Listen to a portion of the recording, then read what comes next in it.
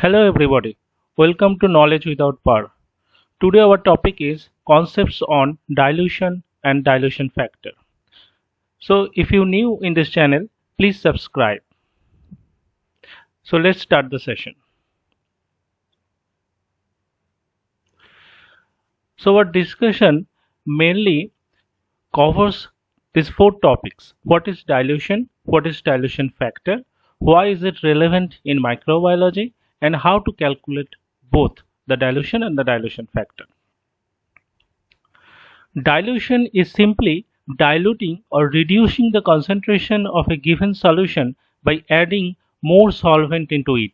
To achieve the desired concentration, we have to add a unit volume of solute to a desired volume of solvent.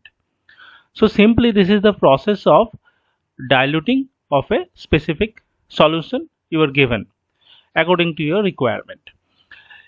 It has the unit same as the concentration. For example, gram per liter, microgram per ml, moles per liter, etc. Because this is simply the same concentration but in reducing order. And dilution factor is simply the ratio of volume of the initial concentrated solution taken to the final volume of the diluted solution that we get. So in other words, dilution factor is a measure or degree of dilution.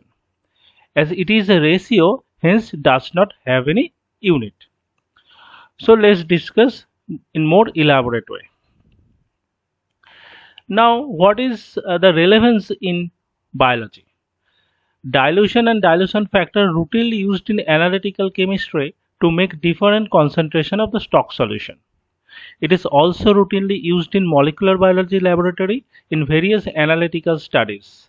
For example, for making the concentration gradient of the solution, preparation of the solution in spectroscopic analysis, PCR reactions, preparation of the primer dilution, etc. So you understand how important this topic is. And in microbiology is a very customary step in isolating and analyzing bacteria, which is based on this dilution method. The serial dilution, you all know this technique is readily used in any microbiology laboratory for the analysis and quantify the bacterial population. Now, what does the serial dilution means? Serial dilution is, as the name implies, serially diluted. We are serially diluted a given concentrated stock solution. So a given concentrated stock solution is serially diluted where equal volume of the diluent has been taken. So in this case 9 ml of diluent is taken in each and every test tube. So what we do, we first take 1 ml of the concentrated stock solution to the first tube which contain 9 ml of the diluent. So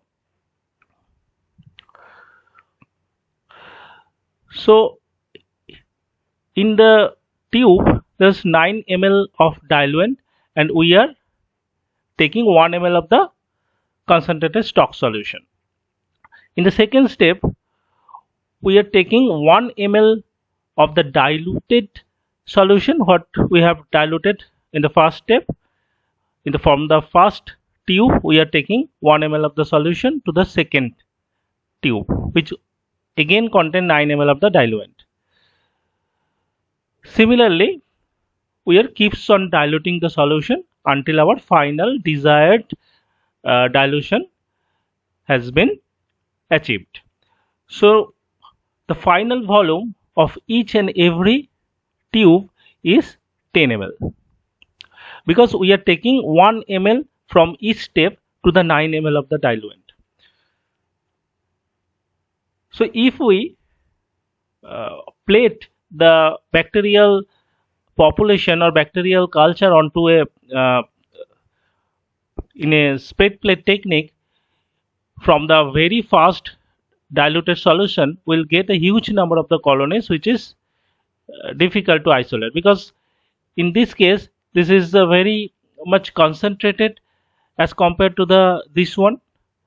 So the population will given rise to huge number of the colonies, and sometimes it forms a complete lawn of the bacteria.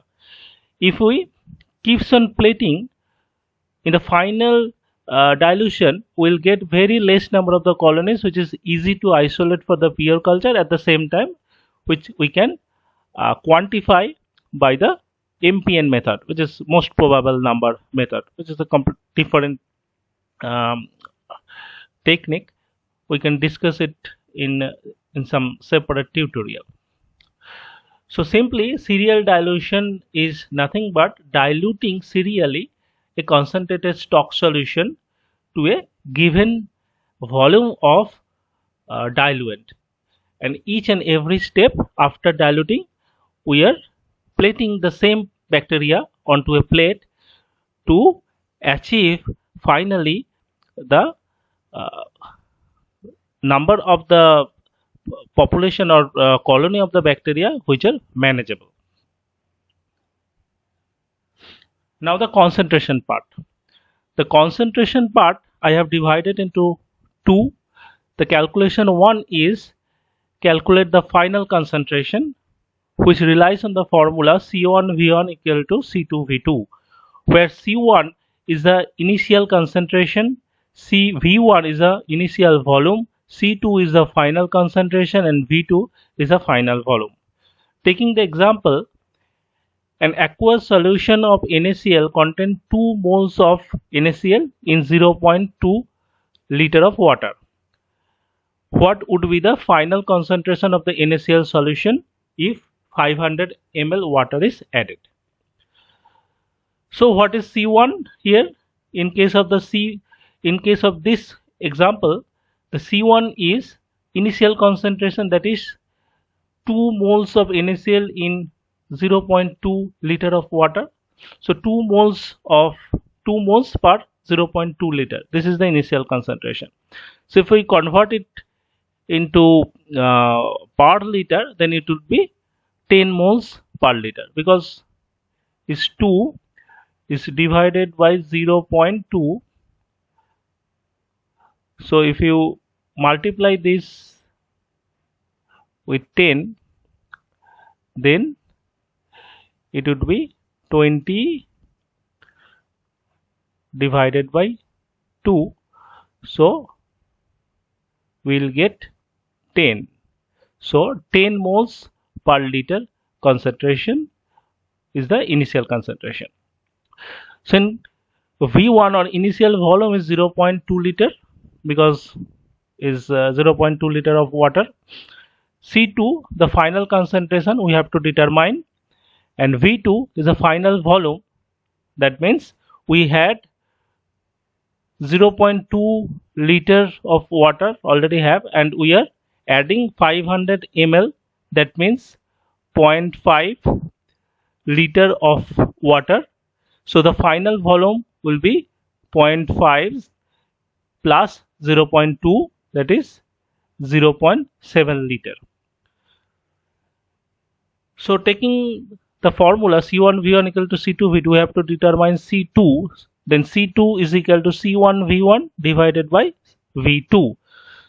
So putting the value, because C1 is 10, V1 is 0.2 and V2 is 0.7. So the final concentration would be 2.857 mole per liter. So this is the example of type 1 calculation, where we directly calculate the final concentration or final volume, anything. If C1, V1, C2, V2, among these 4 parameters, if 3 parameters are given, you can identify or determine any parameters out of these 4. The calculation 2 is the calculating the dilution and dilution factor directly. In this case, we are using the formula. In case of the dilution, is the VI divided by VF. VI means volume of the stock solution taken, and VF means volume of the final solution after taking the stock solution. So that means this is a diluent volume plus stock volume. And dilution factor is nothing but exactly the reciprocal value of the dilution. So that means 1 by dilution. So 1 by dilution, if dilution is Vi by Vf, then 1 by dilution will be Vf by Vi. So taking the example, you are provided with a bacterial culture for dilution. You are adding 2 ml of this stock solution to 8 ml of diluent. The diluent may be fresh media or sterile water. Then what will be the dilution of the final solution and what will be the dilution factor? So in this case, Vi is volume of the stock solution. Volume of the stock solution taken is 2 ml. So it's 2 ml here. And Vf means volume of the final solution, that is diluent volume and stock volume. So your diluent volume is 8 ml. So diluent volume is 8 ml and stock volume is 2 ml. So final volume is 10 ml. So the dilution will be Vi by Vf is equal to 2 by 10 or 0.2 stock per ml, or it will also be expressed as 2 into 10 to the power minus 1 stock per ml. This is the dilution. And what will be the dilution factor? We all know that dilution factor is 1 by dilution, exactly the reciprocal value of dilution. So in such case, 1 by dilution means 10 by 2. If it is 2 by 10, then 1 by dilution would be 10 by 2 is equal to 5. So that means the stock solution is 5 times diluted. Now, a very important thing is calculating the dilution and dilution factor in case of the serial dilution. In most of the cases, people are confused. So we have already discussed the serial dilution, where from the stock solution we are taking 1 ml of the stock solution to 9 ml of the diluent, and again from this first dilution we are taking 1 ml from the second tube where exactly similar volume, that is 9 ml of diluent present, and similarly we keeps on diluting the stock solution. So in first case, what will be the dilution of this A? If we say that this tube is A, then what will be the dilution in tube A? We are taking 1 ml of the stock solution to 9 ml of diluent. So the final volume will be 1 plus 9 is 10. So the dilution will be Vi by Vf. Vi is 1 ml and Vf is 10. That means dilution of the first tube, tube A, is 1 by 10 or 10 to the power minus 1. And what will be the dilution factor? Reciprocal of this dilution, that means is 10 to the power 1 or simply the 10. So in first tube, the stock solution is diluted 10 times. Similarly, if we calculate the dilution and dilution factor of all these tubes, it will be like this. In the second tube, the dilution will be 1 by 100 as compared to the stock solution, and dilution factor will be 10 square, or it can be also expressed as dilution factor 100. That means in the second tube, that is tube B, the culture is 100 times diluted as compared to the stock solution. Similarly, in tube C, the stock solution is 1000 times diluted. So in such cases, most of the people get confused that how does this 1 by 10, 1 by 100, 1 by 1000 such kinds of dilution are calculated in case of the dilution factor. So to understand that, we have to know what is the TDF is. So the TDF is nothing but total dilution factor. So total dilution factor is calculated by multiplying dF1 into dF2, dilution factor 1 and dilution factor 2, or dilution 1 and dilution factor 2. If we consider this tube A, so this is dF1. So in case of the dF1, the dilution is 1 by 10. So dF1 is 1 by 10. And if we consider the tube B, in this case it is dF2,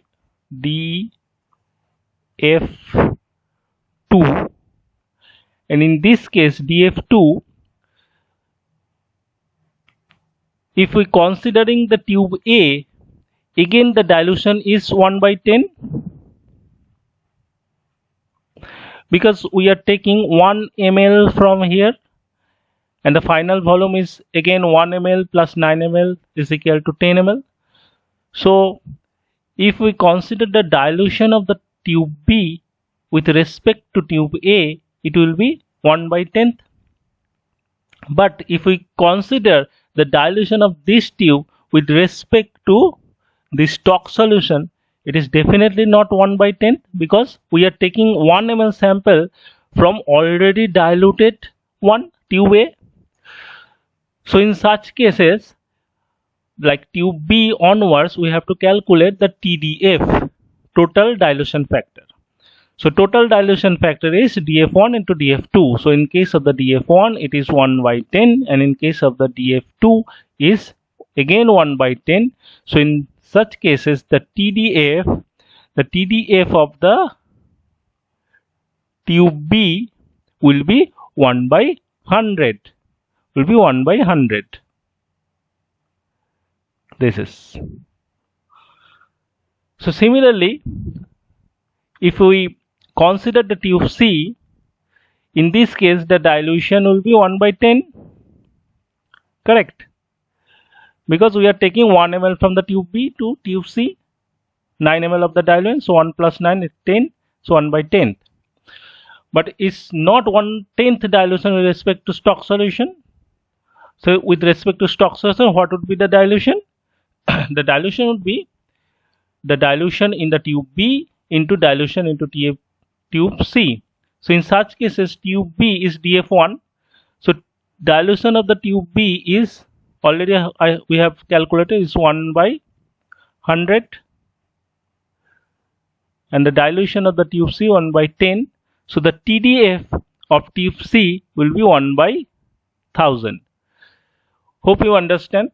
Similarly, all these steps, the dilution and the dilution factors are calculated. Thank you for watching, and please subscribe the channel.